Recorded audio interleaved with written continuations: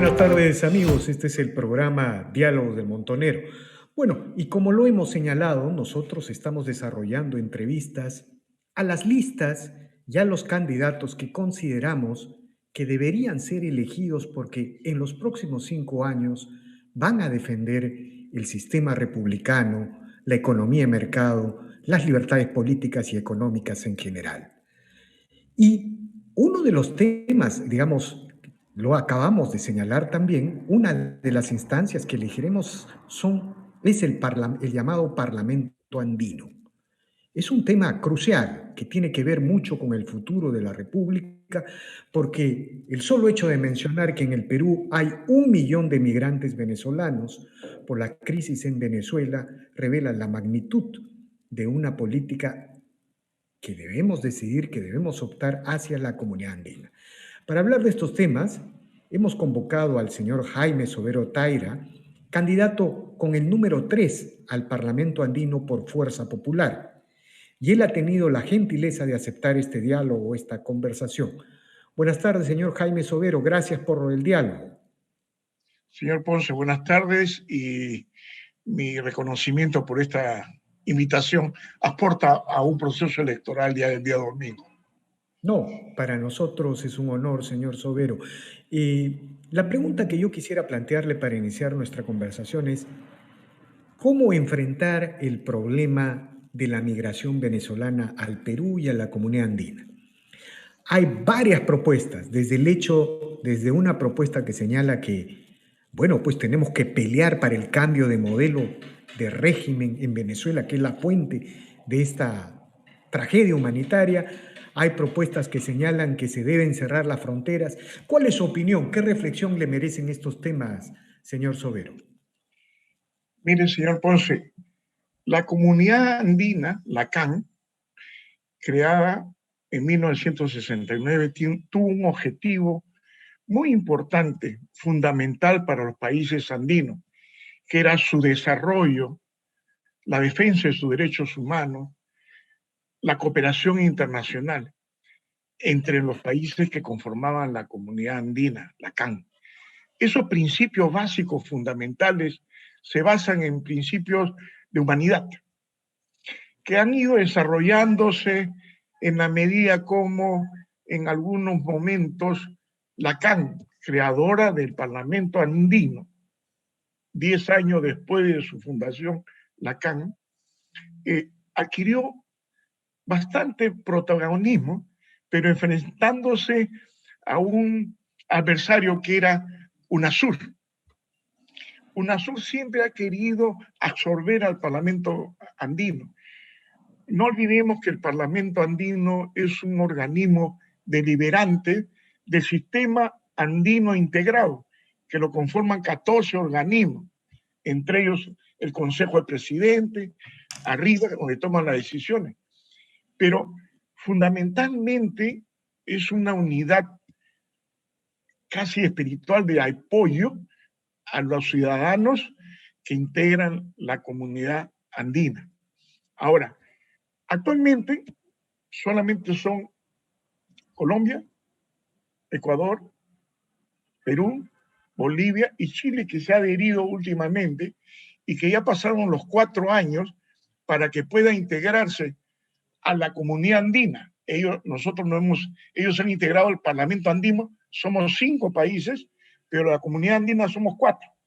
De tal manera que este proceso de pandemia ha alejado a tomar una decisión, aun cuando el presidente de la comunidad andina el año pasado le dijo al presidente Piñera en Santiago que ya era hora, que se habían cumplido los 4 años de plazo para que Chile se integre a la comunidad andina, porque Chile también perteneció en los albores de la comunidad andina al CAN. Ahora, sí. Hay que verlo.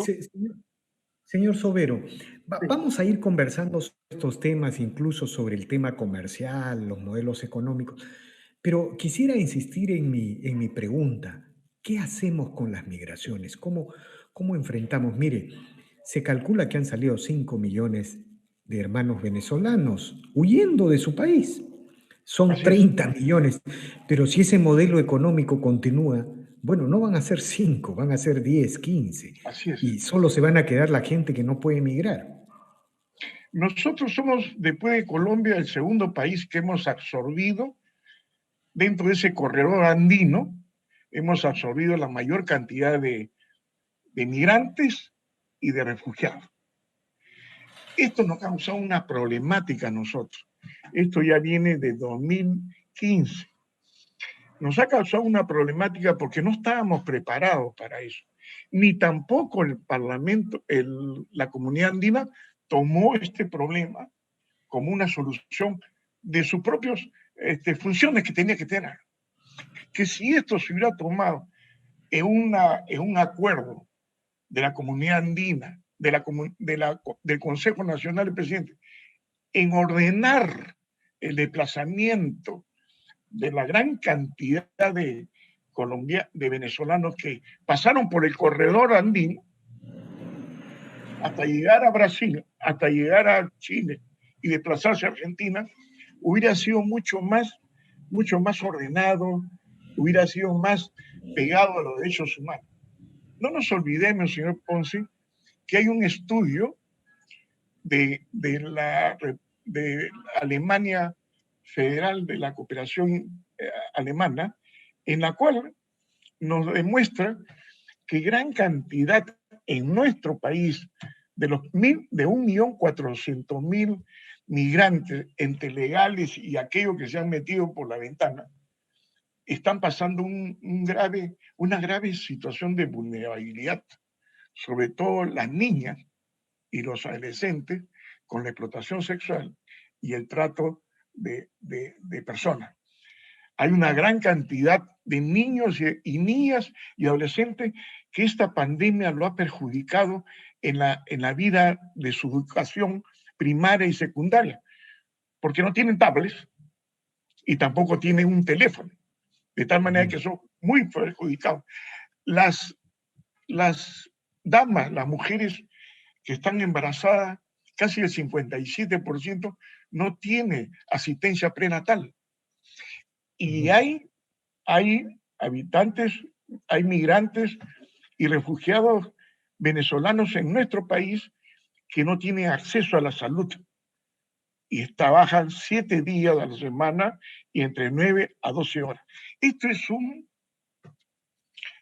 un caldo de cultivo para que se desparrame esta sociedad que nos ha venido y Ahora, poder controlarlo.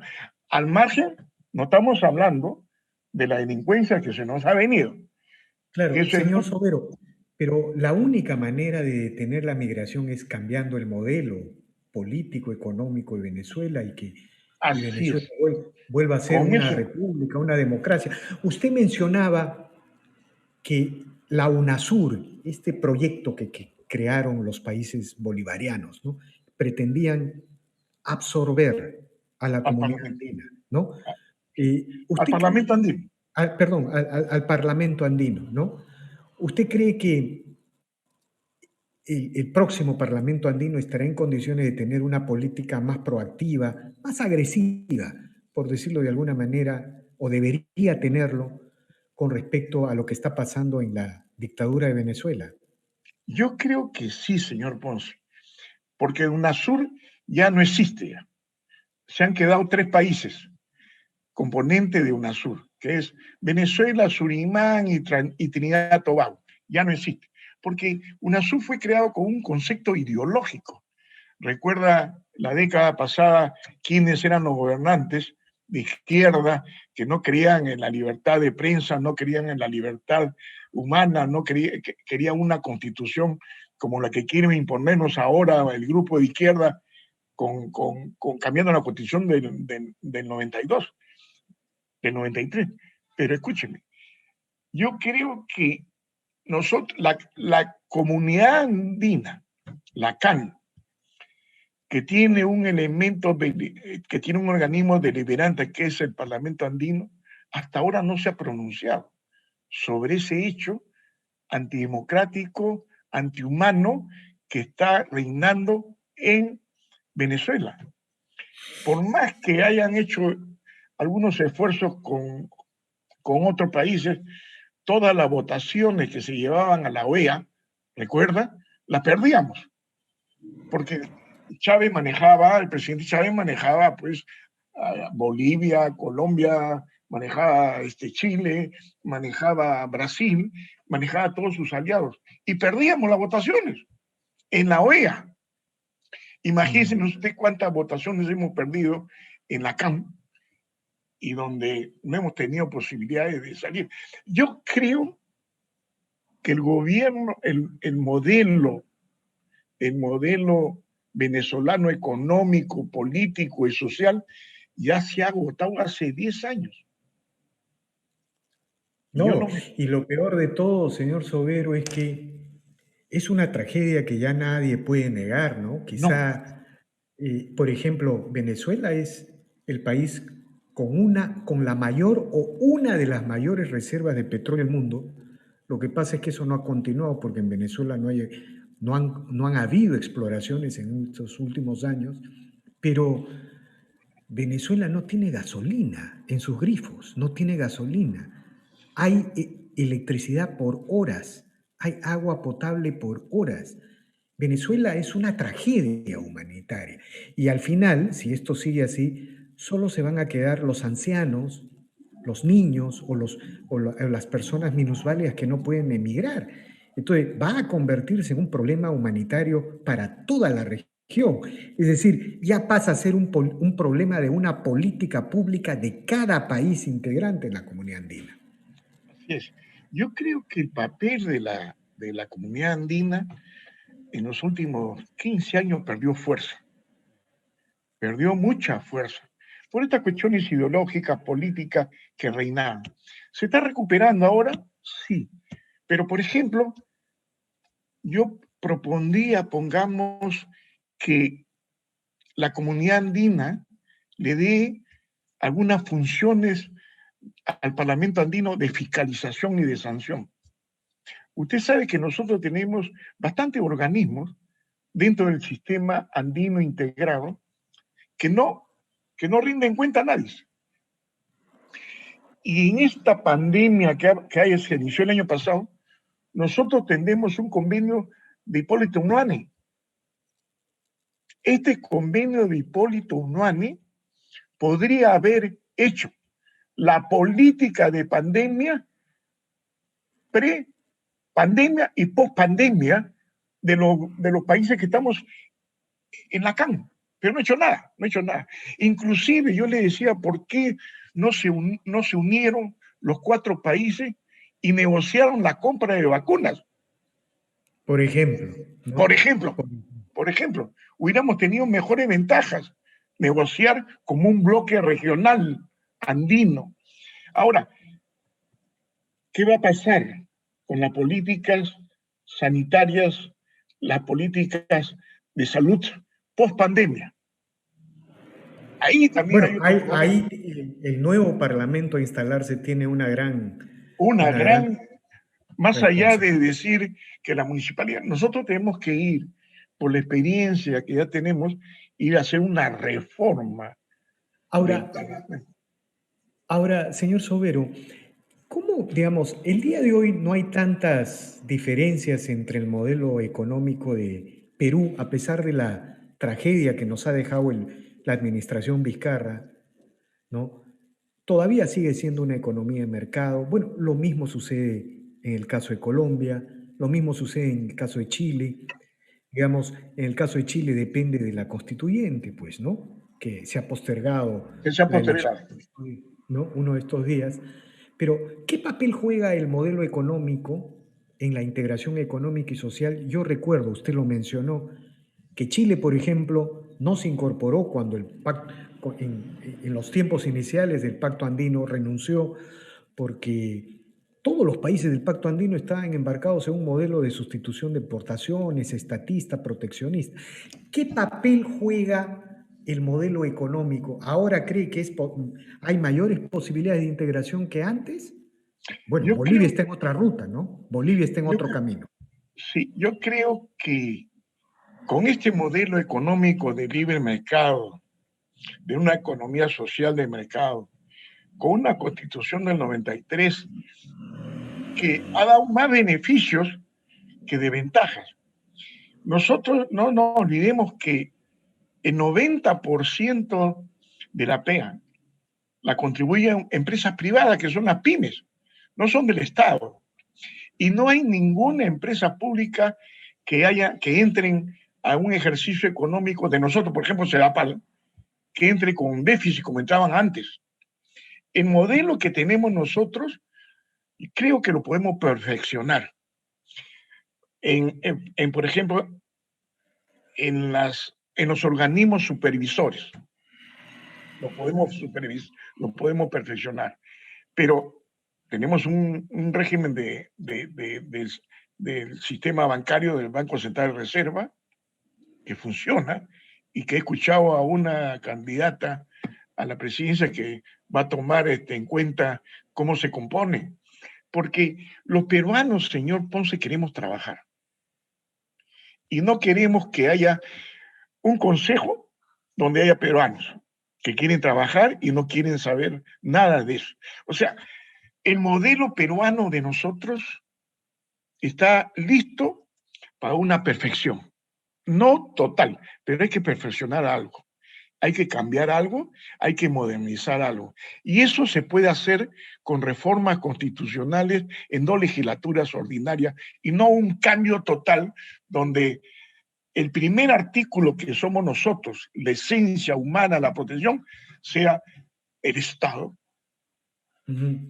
Ya que usted lo plantea, yo quería preguntarle como un tema, si usted considera que las elecciones que se van a desarrollar, en las elecciones de este domingo aquí en el Perú, están en juego dos modelos económicos, el choque de Así. dos propuestas de modelo.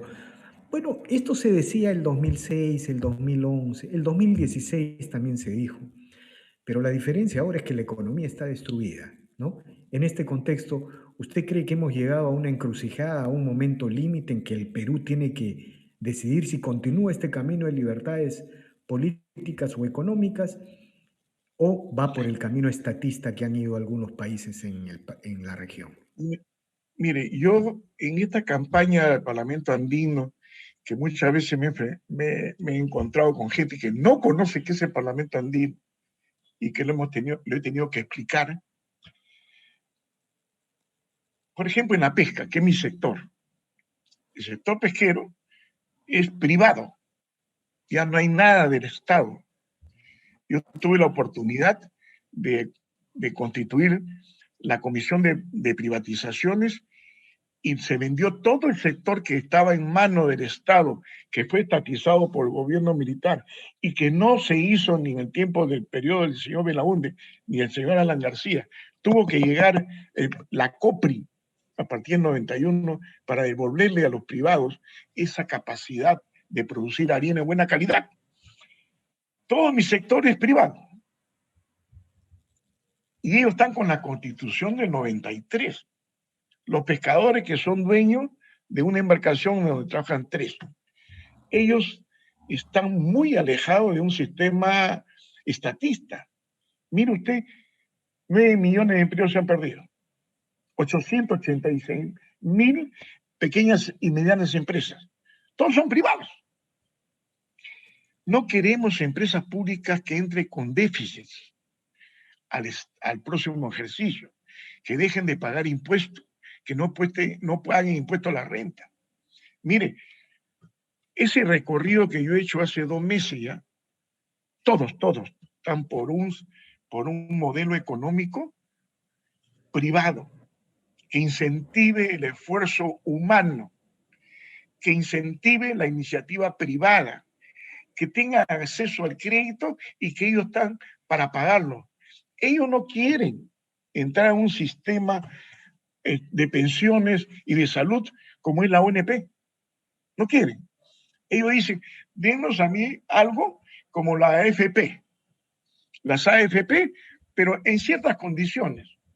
Pero no queremos pagar salud y jubilación como está el sistema estatal hoy día, donde todos pertenecemos a un grupo, a un todo.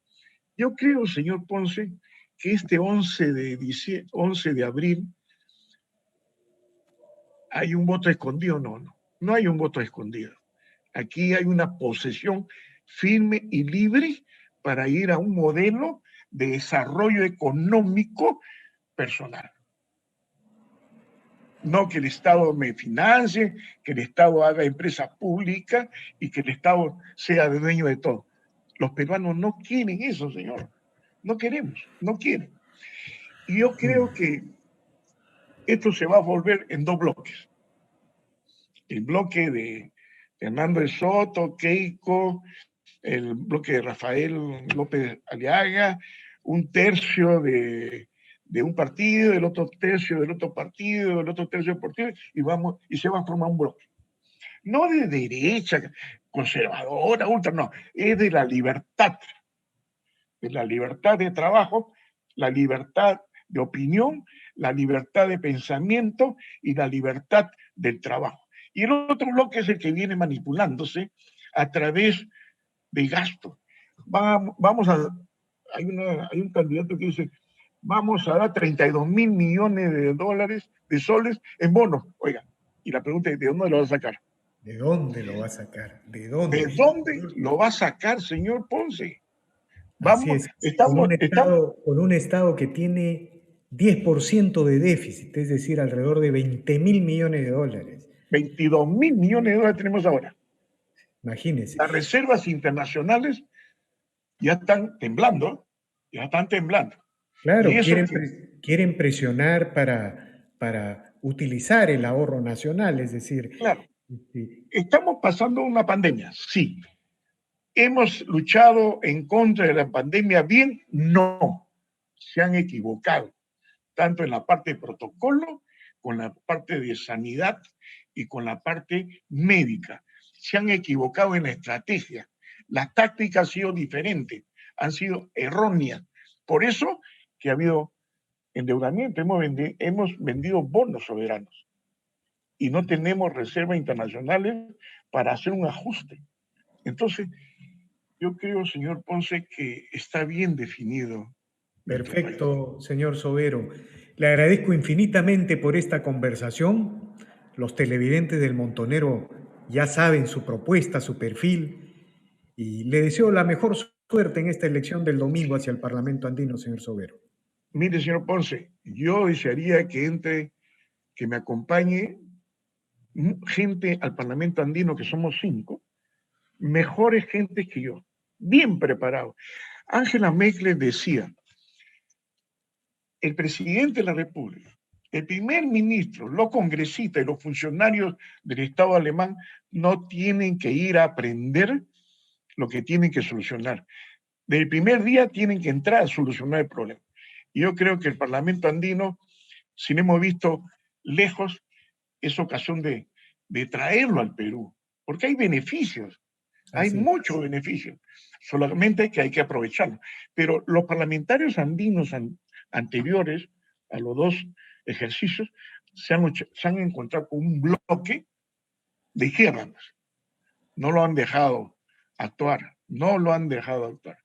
Muy bien, señor Sobero. Gracias nuevamente y seguiremos conversando más adelante. Muy agradecido.